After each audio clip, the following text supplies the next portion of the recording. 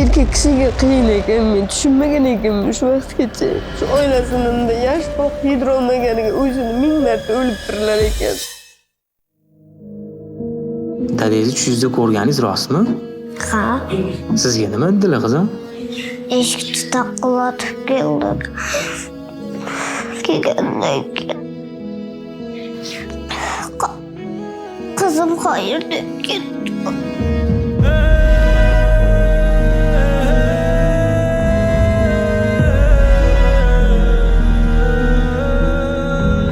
O'rtoqlaringiz dadasi bilan birga yurganida, dadasi maktabga borganida xafa bo'lmaysizmi? Ularga havas qilaman. Nimaga havas qilasiz? Ularning chunki dadasi bor.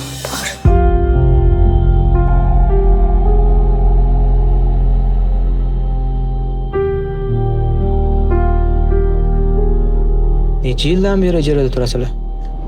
Turmushga chiqqandan beri ijaradaman. Turmush o'rtog'ingizning uylari bo'lmaganmi? Yo'q.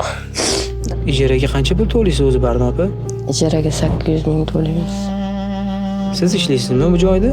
Yo'q, hozir yosh bolam bor. Xo'jayinim ishlardi faqat. Farzandlaringiz uchun pul olasizmi davlat tomonidan? Ha, mana 2 oy mana boyam tushib, shu 3-oy olaman, xudo xolasa. Qancha bola pul olasiz? 5 ta bolaga 864.500 so'm olaman. 5 ta bolaga shuncha olasizmi? Turmush o'rtog'ingizga nima bo'lgan o'zi? Turmush o'rtog'im suvga cho'kib ketdi. Suvga cho'kdi deb xabar keldi. Ko'rsam haqiqatan shu ekan. Qo'rqayapman yashashga, ochig'ini aytsam shunaqa qo'rqayapman. Yosh bolalarim bilan nima qilishni bilmayapman. Qo'lim ishga bormaydi, ishlagim kelmaydi. Shuncha bolalar bilan qanday yashayman men? Hali bo'lish kerak emas edi. Yosh edi bolari. 5 ta bolasi qolib ketdi.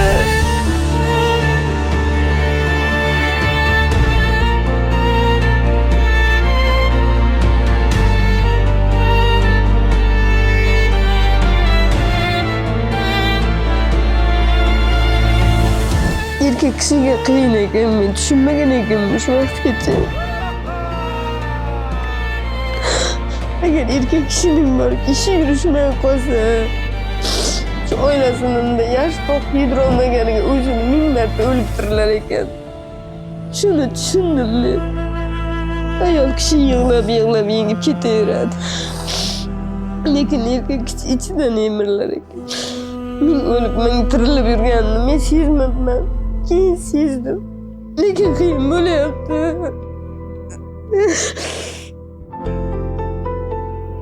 Payg'ambarimiz alayhissalom bizlarga xutba qilib shunday dedilar: ey insonlar, vafot etishingizdan oldin tavba qilinglar. Bularning turmush o'rtoqlariga kelganda kutilmagan onda keladi o'lim.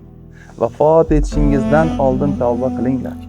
Band bo'lib qolishingizdan oldin solih amallarga shoshilinglar. Allohni ko'p zikr qilib, oshkora va maxfiy ihsonlar, sadaqotlar qilib, o'zingizni Allohga bog'langlar. Shunda sizga ko'p rizq berilib, yordam berilib, nusrat berilib, bergan sadaqangizni o'rni to'ldiriladi.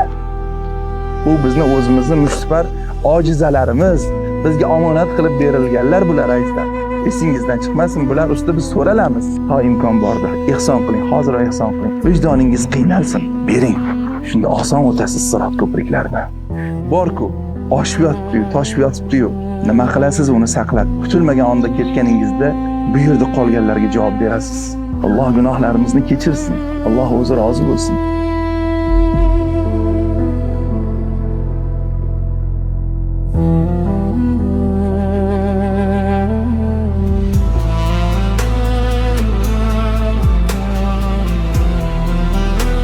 Yurak amri xayriya jamoat fondi.